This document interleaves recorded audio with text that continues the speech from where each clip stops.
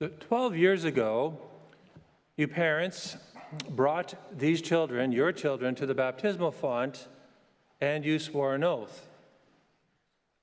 Today, I want to help you remember the importance of those words. It's a time to remember and make decisions or make them anew. In both the Old and New Testament, people are having to be reminded constantly of what God has done for them and reminded of what they said they would do for God in response to what they were told or reminded God had done for them. For example, the whole book of Deuteronomy in the Old Testament is a book of remembering. At the end of his life, Moses basically takes the people through all the things and he reminds them of all that the Lord has done for them. And just shortly before he dies.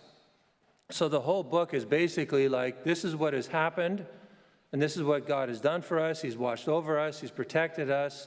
Your feet didn't swell. The clothes didn't rot off your back, and so on and so on. Joshua, long after the death of Moses, and again before he dies, once again reminds the people of all that God has done for them.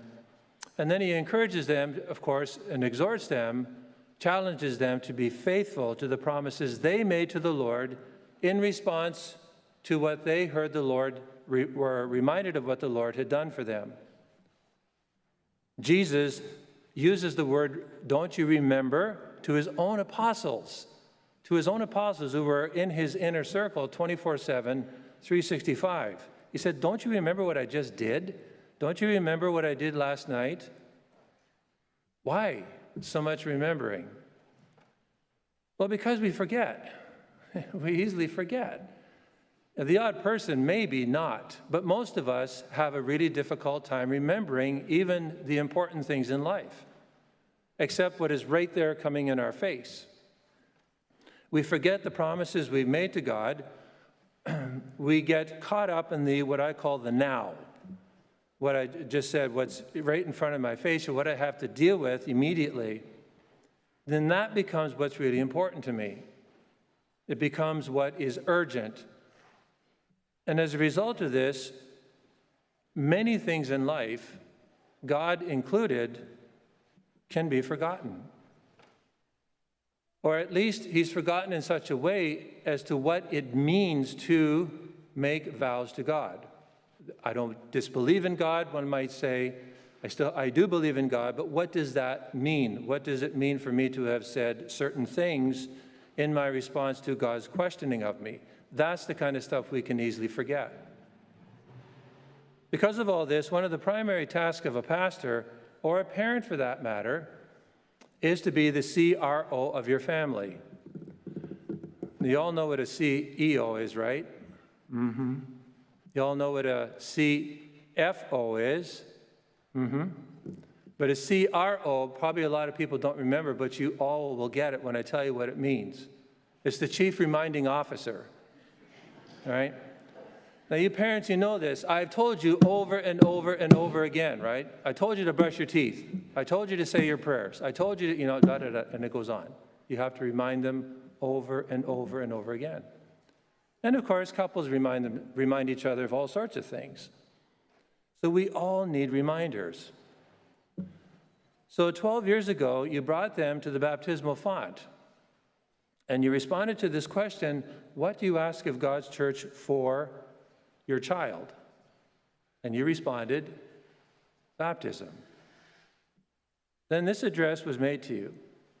In asking for baptism for your child, you are undertaking the responsibility of training them in the practice of the faith.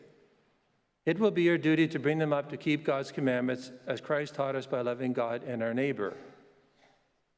Do you clearly understand what you are undertaking? These are the kind of things I do remember because I have to say them a lot. Do you clearly understand what you are undertaking, the responsibility? And you responded with the same response as the response that you gave in your wedding vows. I do. And it's intentional, those two words, I do. I do understand. I do take you to be my wedded husband or wife. As you sit in those pews, you realize how quickly time passes. The tick-tock on our clocks don't change. It doesn't change, right? We all know this. We all have 24 hours in a day, and so on. But at the same time that nothing changes, time seems to go whip by us, seems to go by very fast. It's the mystery of time. This is one of the reasons why we need to reflect on. It's important to reflect on, in this case, what you have said and agreed that you would do. It's necessary for many things in life, but I would submit it is the most important when it comes to the things of God and how it relates to others, and especially to yourselves and your children. Couples do well to ask themselves, how are we living out our vows, but also the consequences of what it takes to nurture and nourish our vows? For example, just a simple application, a specific example is, do we still go out on date nights? Sometimes this can escape so easily in couples. And then all of a sudden, things just don't seem to be right. We're going all the time. Do we actually pause and take a date night and do it in a scheduled way? Sounds crazy that you have to schedule this, but we have to schedule these things. I schedule in my prayer time. I have to schedule it in. We have to schedule in things that we know are really important. It's a priority in my life. Parents do well to ask themselves in this context, have I been faithful to God in the way I have raised my child or my children in the Catholic faith? Statistics hold up a mirror to our promises. Well, this is, of course, not to describe everybody. It is a statistic that is somewhat general, but also it sort of comes home in a specific kind of way without mentioning, because I really can't mention anyone specifically. But as I've said a couple years ago, Father Richard took this anecdotal survey of the grade 7s a couple years ago, but still statistics tend to hold true unless something dramatic happens or there's an odd, rare case. But statistics say that out of 30 students, 27 will not continue to practice their faith, and for all sorts of reasons. So considering that confirmation students are going to be made soldiers of Christ, it can be said that they actually are made soldiers of Christ and then basically turn away from the battlefield. The battlefield is everyday life, being a disciple of Jesus in everyday life. Why? Often it's because parents are not going to Mass. Think of my role as the chief CRO, the chief reminding officer. It's a reality for many reasons. And this is, in this specific time, it's not the time actually to go into all the reasons, but it is important to acknowledge it. I don't like to ignore elephants in the room. So this is a kind of elephant in the room. What's important to remember is the promises made and the time that is given to you to either continue or keep those promises, to continue keeping those promises, or to ignite them anew and keep them. The window of influence is closing and soon will be gone. You are the most important person in your children's lives. There's no doubt about this. And so if you continue or start the Sunday check-in with Jesus, going to Mass, they will come along, even at first, or perhaps at first begrudgingly.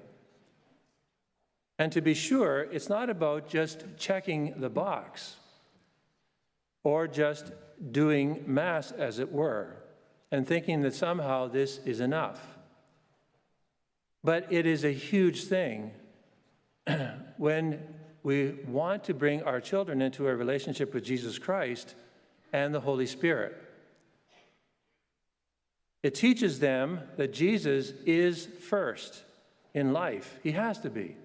He made it very clear. He does not brook semi-allegiance. that in fact, Master, what is the most important commandment of all? It is to love the Lord your God with all your heart, not part of it, all your soul, not part of it, not when you just have time, all your mind and all your strength. And the thing is, it's not as if God needs this. He doesn't need me, and he doesn't need you, and he doesn't need you, but he wants you, right? He wants you to exist because we need to do this, and if we don't do this, we find something else that takes his place. And then that mucks up our life, that twists our life. It kind of distorts priorities in our life. Loving God will actually help me to love you better. Far from perfect, but as long as I keep God in focus as number one, that he is my litmus test, then it will always help me to love you better and vice versa and so on. But sometimes we forget this. So it teaches them that Jesus is number one, but needs to be number one, especially on his day of the week, the Lord's Day. And the Lord's Day is made new by the resurrection of Jesus from the dead. Otherwise, Sunday wouldn't make any sense for us. Sunday being, for us Christians, Catholics, the first day of the week. Also encourage them to be involved in youth ministry. And you yourselves consider at some point taking Alpha here in the parish. Formation, learning about Jesus and our Catholic faith, is lifelong. It should be in all the way to the grave. It's not, if this is not a priority now, and statistics say that it's not a priority for many people, then I really want to encourage you to try making it a priority, even if it is with the spirit of giving it a sincere try. Our 10-year vision here at Corpus Christi lays out a preferred clear picture of the future. We are making serious efforts to change what is happening in so many sectors of the church, mostly in the West. People falling away from the faith, lack of community, lack of connection, not coming back to church after COVID. COVID wasn't the reason, but it's trying to address the real reasons why this has not happened. Many consider God to be irrelevant. People hurt by the abuse and First Nations scandals. Like I said, I don't like not addressing elephants in the room or in the church. If anything that I have just said does not somehow resonate with you or lead you to consider restarting or deepening your commitment to Christ in the church, then I think I'm on safe grounds when I say this. There is one thing I do know, one thing that I would go to the wall for, and that is each one of you loves your children in ways that almost cannot be expressed. And I would say that without hesitation, that the absolute best that you can give them is Jesus Christ and their Catholic faith. Perhaps this will override some hesitation that you might just give it another try. Christ will help them to form good friendships. Like tends to attract like. The closer we are to Christ, the more we become like him. And those are the kind of friendships that we tend to seek out. Even if the person is not baptized, that they have qualities or they're striving to have virtues in their life that are similar to Christian virtue. Christ will help them in the future to have good marriages if they listen to him. Christ will help them to love you more. I can assure you of this. They will help them to love you more and honor you as their mother and father. And even more so in your old age. There are those parents who think, and some who say and believe that, well, perhaps I'm going to let my child grow up and make their own decisions. A great figure once said, if you don't know what you believe in, the world will tell you what to believe. The world will tell you what to believe. There are many temptations, there are many voices, there are many salespeople who are just waiting to capture the attention of your children. This is just reality. We're surrounded by it. Everything from Instagram to what we see on the TV and even on the buses that drive by us. If you don't introduce them to a relationship with Christ and their Catholic faith, the world will give them its faith. Today is an important opportunity and time to remember words that were spoken to what seems so long ago and yet also like yesterday. Ask God the Holy Spirit to help you to deepen or ignite or reignite the promise you made so many years ago, to remember that promise, to understand its life-giving reality for an individual or children that you love so much, to raise them in the Catholic faith, to help them know Jesus Christ, who will help them like no other person to be truly happy, who will give them resilience through difficult times, who will help them to be healthy, and if they cooperate with him, help them to be holy.